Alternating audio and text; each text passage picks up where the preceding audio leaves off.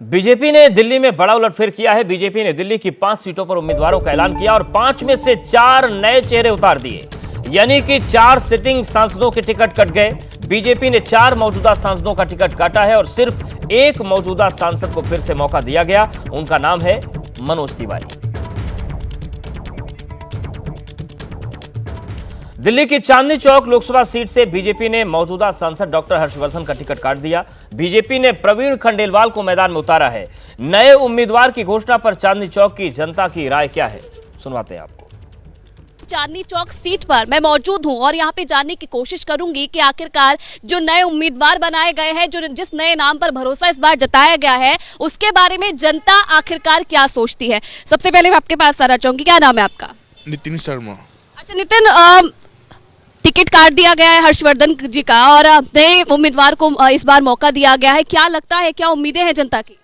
जनता की उम्मीदें अच्छी है, यहाँ से जीत के जाएंगे खंडेलवाल जी। पुराने यहाँ के लोकल है और चांदनी चौक से पहले भी लड़े हुए हैं, तो अच्छे चुनाव से अच्छे मार्जिन से जीत के जाएंगे यहाँ से। भरोसे के लायक है फेस जो उतारा है? बिल्कुल भरोसे के लायक है। और डॉक्टर हर्षवर्धन जी को पहले भी बहुत से ऐसे काम दिए गए, जैसे कि कोरोना वैक्सीन में उन्होंने बहुत बड़ा काम करा था और उनको और संगठन में ऐसे बड़े काम देने के लिए उनको हटाया गया। ऐसा नहीं है कि उनको सीट काट दी गई, उनको और संगठन के बड़े काम देने।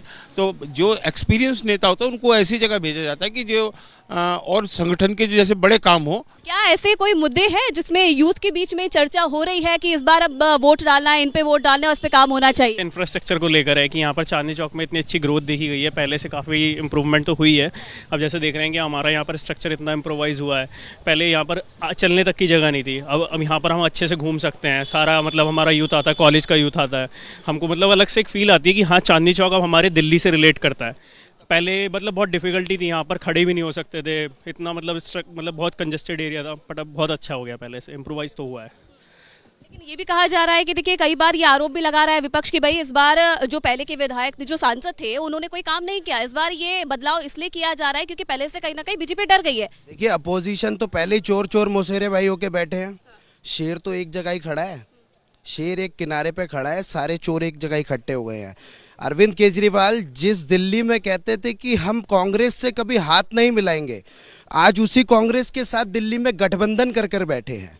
ये बताइए कि कई जगह में गई और ये कहना है लोगों का कि भाई सांसद लोग आते नहीं हैं, चुनते तो हम हैं लेकिन सिर्फ जब वोट का टाइम आता है, चुनाव का टाइम आता है तभी आते हैं, लेकिन बदलाव होना चाहिए था और वो बदलाव इस बार बीजेपी ने किया है। क्या यही वजह भी मानी जाए? नहीं, हमारे डॉक्टर साहब यहाँ पे टाइम पे आते रहे हैं, ऐसा कुछ नहीं है, पर बदलाव होना जरूरी है।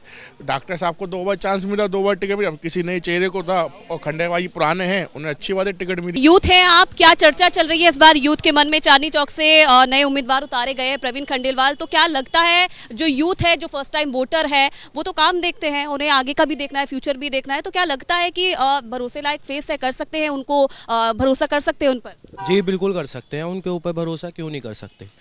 उन्होंने सारे काम करवाए यूथ से, यूथ को आगे बढ़वाया है। उन्होंने अच्छी अच्छी बातें बताई हैं, क्या करियर के लिए वो भी सब बताया है उन्होंने। ऐसा नहीं है, मीटिंग भी करवाई है पूरी यूथ की, उन्होंने काम बताया कि ये करो, आप ये करो, वो करो, और जिसको प्रॉब्लम आई है उसको भी बताया है कि ऐसा नहीं है कि नहीं तुम नहीं आ सकते, ये नहीं आ सकते, जो आना चाहे उनको भी बताया है। बदलाव किए गए हैं, नए नए चेहरों को उतारा गया है, ये लग रहा है कि एकदम से बदलाव जो किया है जनता इसको अपना पाएगी? बिल्कुल अपनाएगी। मैंने अभी बहुत ज़्यादा डिटेल में तो कल नहीं देखा, पर एक अच्छी चीज़ लगी कि उन्होंने महिला उम्मीदवार बहुत ज़्यादा उतारे हैं, जो कि एक बहुत अच्छी पहल है।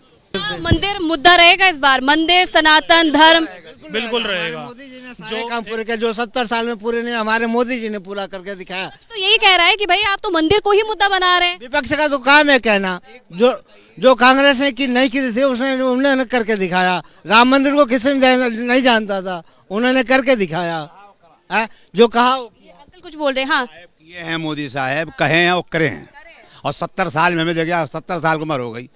आप जो किए हैं वो देश के लिए अच्छे लिए किए हैं और सबके लिए किए हैं, अपने लिए नहीं किए हैं। मंदिर मुद्दा बन रहा है। मंदिर मुद्दा बनने दो, अब की बीजेपी हारेगी नहीं, सीट 400 लेकर आएगी। और दक्षिण दिल्ली से बीजेपी ने मौजूदा सांसद रमेश बिधूड़ी का टिकट काट दिया। बीजेपी ने रामवीर सिंह बिधूड़ी को टिकट दिया है। दक्षिण दिल्ली की जनता की राय क्या है वो भी सुनिए। लोगों में क्या नाराजगी थी, क्या कारण रहा कि भाजपा आला कमान को ये फैसला लेना पड़ा?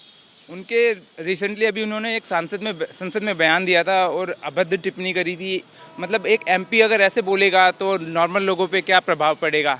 और भी बहुत चीज़ें उनकी, वो एमपी रहते बहुत कम दिखते हैं यहाँ पे। मतलब लोग क्या खुश नहीं है क्या? लोग यहाँ पर नहीं देते थे जी, काम नहीं, कुछ काम भी ज़्यादा वो कुछ नहीं किया, फिर दिखाई भी नहीं देते थे यहाँ पे।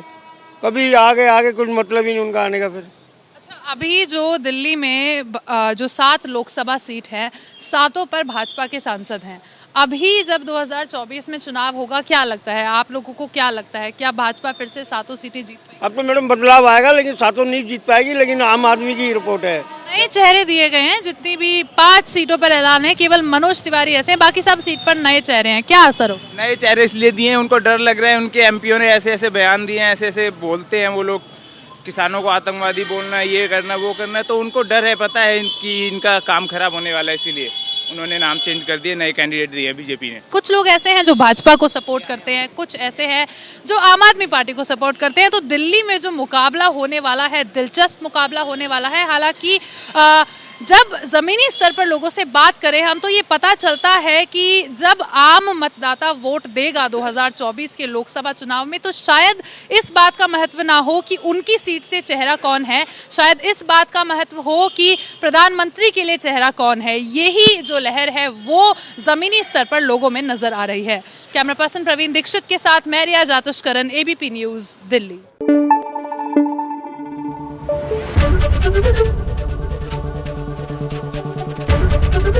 ABP न्यूज़ आपको रखे आगे।